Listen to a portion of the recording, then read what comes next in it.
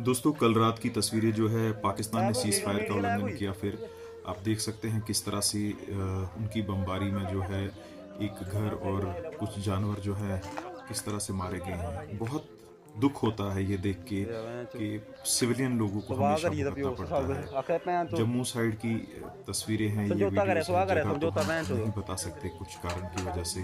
तो ये देखिए देखो पैं आप, तो ये बेजुबान जानवर जो है इनका क्या कसूर था। ये देखो पैं पूरे और पूरे ये बजे गरीब मरिए आदमी, इसका घर, ये भी कह रहा है कि कैसा सीज फायर है, क्या है। ये डोगरी में बोल रहा है। आप चिंता शायद करे अगर सब समझौता समझ खा पा ले रहे हो कि नहीं, क्योंकि बाकी जगहों से भी देखते पर बहुत नहीं बुरा हाल सारा हो गया कोटा है मेरा रात पैं के। तो